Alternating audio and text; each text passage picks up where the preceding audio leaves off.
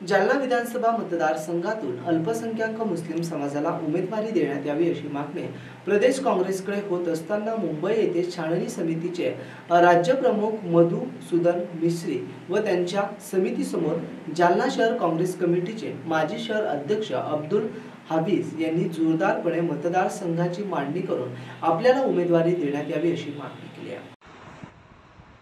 छाननी समितीचे प्रमुख आदरणीय मधुसूदन मिस्त्री आणि इतर 3 पक्षाने जे निरीक्षक आणि समिती प्रमुख पाठवले होते त्यांना परवा मी टिळक भवन येथे भेटलो आणि अनेक शिष्टमंडळांनी त्यांची भेट घेतली आणि माझ्यासह राज्यात एकूण 22 उमेदवार कमीत कमी महाविकास आघाडी यांनी मुस्लिम समाजाला देण्यात यावे अशी मागणी केली। मी जालना विधानसभेचा मुद्दा मांडताना त्यांच्यासमोर असं म्हटलं की गेल्या 1999 पासून साधारण 5 वेळा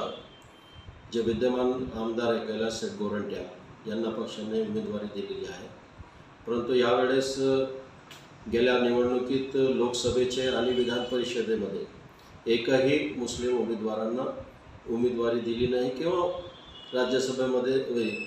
राज्यसभा असो की विधान परिषद असो तिथेही प्रतिनिधित्व देण्यात आलेलं नाही। म्हणून महाराष्ट्रातील तमाम आमचे जे उलमाए आहे, विविध संघटनेमध्ये सामाजिक चळवळीमध्ये काम करणारे लोक आहे, यांनी सर्वांना राष्ट्रवादी शरद पवार गटाचे नेते आदरणीय शरदचंद्रजी पवार साहेब, उद्धव बाळासाहेब ठाकरे साहेब आणि काँग्रेस पक्षातील ज्येष्ठ नेते आदरणीय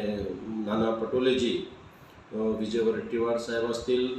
आपले अजून जे आपले नेते आहेत त्यांच्याकडे सर्व शिष्टमंडळांनी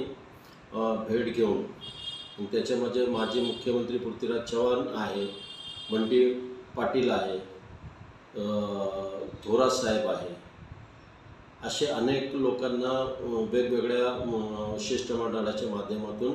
एम शेख जे माजी आमदार आहेत त्यांच्या नेतृत्वाखाली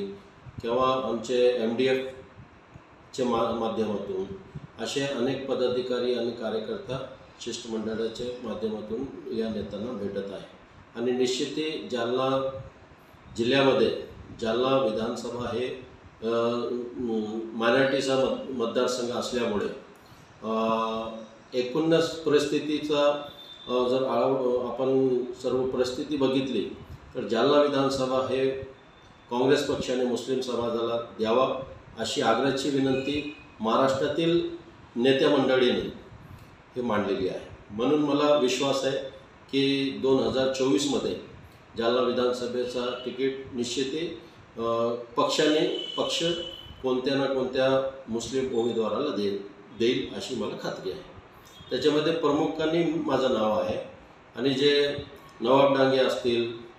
जमील मौलाना असतील किंवा शहर जिल्हा काँग्रेस कमिटीचे अध्यक्ष आहेत त्यांनी पण माझ्या नावाची शिफारस केलेली आहे। एकूणच सर्वांनी शिफारस केल्यामुळे मुस्लिम चेहरा म्हणून माझं एक असं नाव आहे आणि मला निश्चित खात्री आहे की या विधानसभेमध्ये मला तिकीट मिळेल।